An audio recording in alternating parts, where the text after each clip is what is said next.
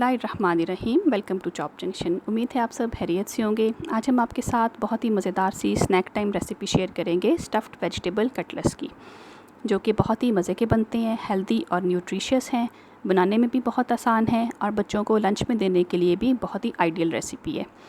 सबको बहुत पसंद आती है। तो चलते हैं हम इसकी तैयारी की तरफ। सब्ज़ियाँ हमने ली हैं शिमला मिर्च, गाजर, प्याज, टमाटर एक एक अदद, उनको बारीक चॉप किया, और हरी मिर्चें ली हैं 4 से 5 अदद।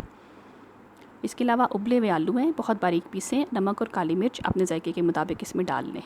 2 अदद अंडे हमने लिए हैं इन कटलेट्स की कोटिंग करने के लिए।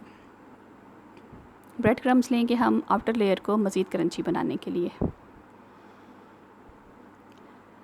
सोया सॉस और चिली सॉस एक एक खाने का चम्मच। सब्जियों को सौते करेंगे ये डाल के, और इनके अंदर फ्लेवर डेवलप करेंगे। पैन को हमने हल्का सा हीट अप किया। जितनी भी हमारे पास चॉप की हुई वेजिटेबल्स हैं इसके अंदर हमने शिफ्ट कर दी, और इसके साथ ही हमारे पास जो दोनों सॉसेस मौजूद हैं उनको हम इसके अंदर ऐड कर देंगे।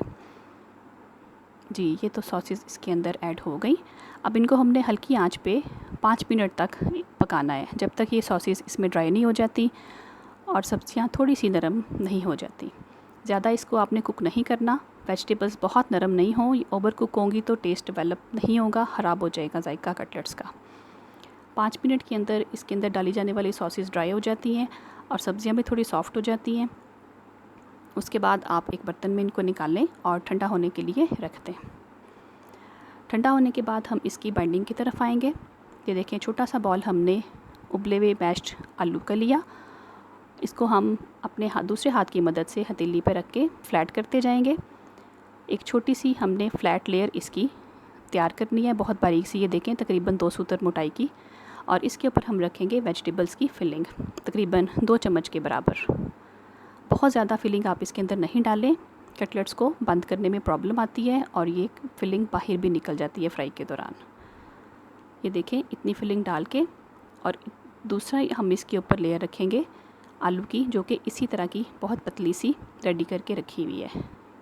इसको दूसरी लेयर ऊपर रखी, हाथ की मदद से इसको प्रेस करें, अच्छे से उसको प्रेस करते जाएं, और साथ में सेंटर से जो मोटाई इसकी उभरी होती है उसको भी फ्लैट करें, और किनारों की तरफ से भी हाथ की मदद से इसको दबा के गोलाई की अच्छी सी शेप इसको दे दें। और फिलिंग इसके अंदर बहुत अच्छी तरह से दबी होनी चाहिए, कहीं से भी बाहर नहीं निकली हो। हाथ से आप इसको प्रेस करते जाएं और बहुत प्यारा सा इसको शेप दे दें।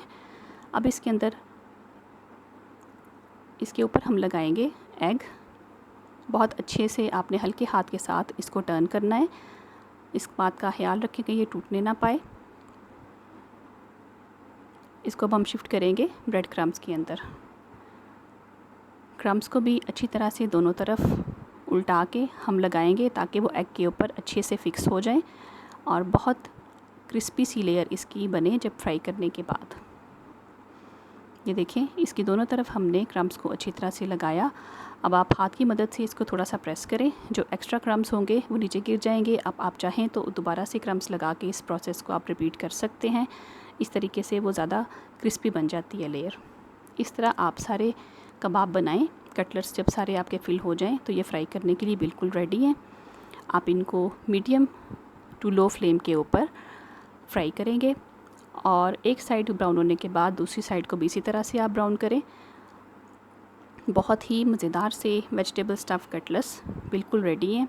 आपको रेसिपी पसंद आए तो लाइक और शेयर ज़रूर कीजिए, चैनल को सब्सक्राइब कीजिए, और वीडियो देखने का बहुत शुक्रिया। अल्लाह हाफ़िज़।